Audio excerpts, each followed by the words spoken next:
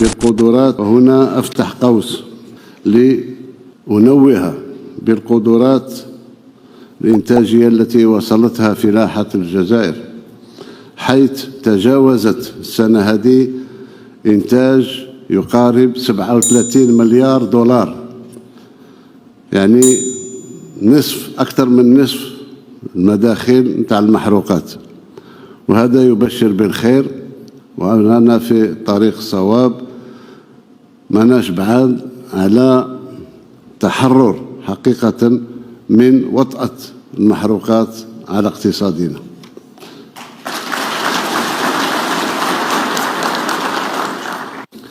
وهنا إذا كان على بالك باللي غير صحيح وراك تغلط فينا، أنا نقول لك ما نسمحولكش يا سي تبون تغلطنا.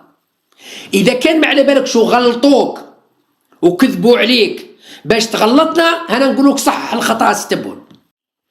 أما باش تحب توصلنا فكرة أننا صدرنا إلى الخارج ما يعادل 37 مليار دولار من العملة الصعبة، يعني دخلت للخزينة الوطنية، دخلت للبنك الجزائري 37 مليار دولار من صادرات الفلاحة، هذا غير صحيح.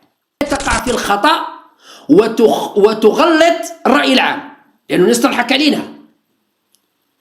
الأعداء قبل الأصدقاء يضحكوا علينا، الأصدقاء يحشموا ويبكوا والأعداء يضحكوا علينا. أولا نقول له سي تبون، مع احترامي للتلقائية نتاعك، لأنك كنت تتكلم تلقائية بدون ما تقرأ في ورقة، لما نقولوا تقارب، لما نقولوا تجاوزت ما نقولوش تقارب، يعني تجاوزت راهي فاتت، يعني تجاوزت 37 مليار، يعني راهي قريب 38 دولار 38 مليار دولار. بصح كي نقولوا تجاوزت تقريبا، معناتها راك ماكش فاهم روحك، لا تجاوزت ولا تقريبا، يعني يا فوق 37 يا تحت 37، لأنه تجاوزت لا علاقة لها بتقريبا. تقريبا معناتها 36 وحويجة قريب 37، هذه تقريبا.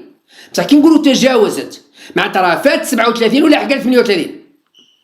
إذا لازمنا نفهموا رواحنا، تجاوزت ولا تقريبا. أما تجاوزت تقريبا ما تجيش في نفس الجملة. ثانيا يا سي تبون، كلام خطير أنك تتكلم أن الجزائر حققت إنتاج، يعني راك تقول باللي 37 مليار دولار إنتاج، معناتها كي تقول إنتاج معناتها البذور جزائرية، البذور جزائرية، والفواكه اللي تجي من بينها البنان وغيره جزائرية، وكل يعني صفر استيراد.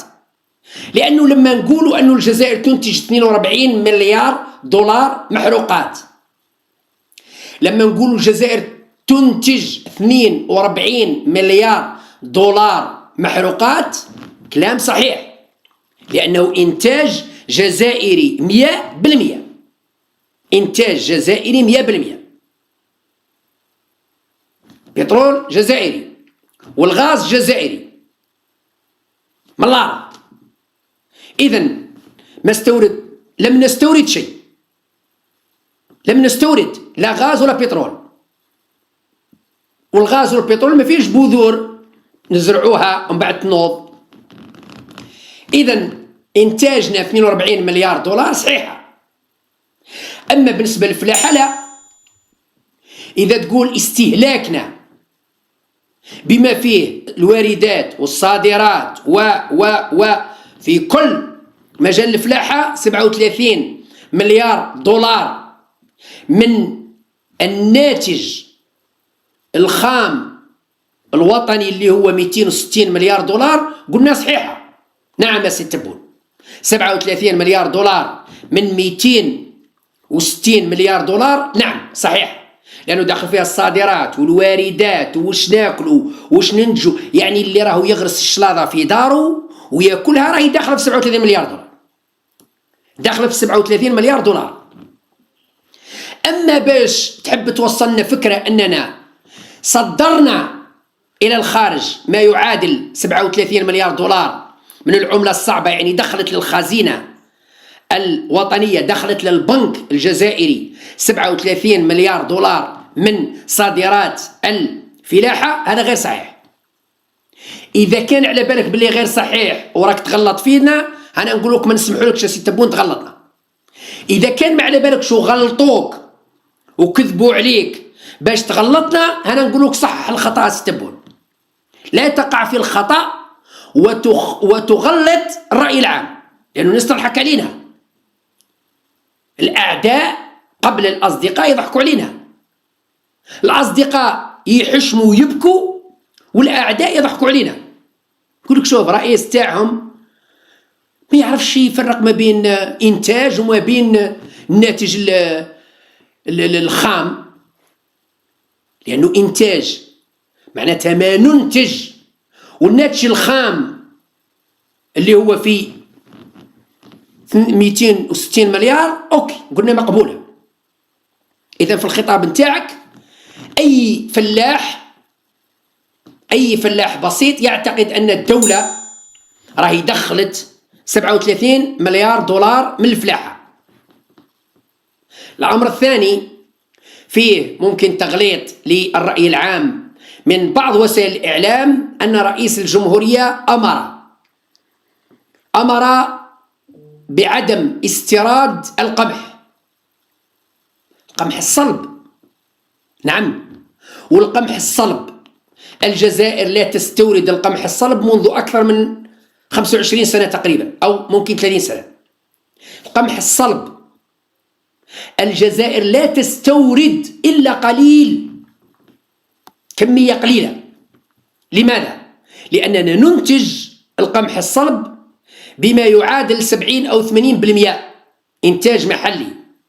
القمح الصلب ننتج ما يعادل 80%، وممكن خلال سنوات قادمة 3-4 سنوات نولوا ننتجوا 100%. وكاين مرات وين عندنا فائض، وحتى 80% اللي ننتجوها من القمح الصلب لا نستهلك منها إلا 40 أو 50%. الباقي يا إما يروح زريعة يعاودوا يزرعوه الفلاحين، يا إما يخزنوه، راهو مخزن ما يخسرش. اللي راهو دايروا في المخازن، اللي دايروا في المطمورة، اللي دايروا كل واحد وين دايروا. فلاحين مخزنين القمح الصلب لعقود. كاين اللي راه مخبيه عنده 10 سنين 20 سنة ما يخسرش. وكل ما يقدام كل ما يكون غالي أكثر، لأنهم يخدموا منه أجود أنواع الكسكس الطعام. أجود أنواع الكسكس الطعام يخدموها من القمح الصلب القديم، القمح اللي يسموه الطعام اللي يسموه الحموم. أنا كليته الحمد لله في عصر الجاهلية، كليت منه. القمح اللي تاع المطمورة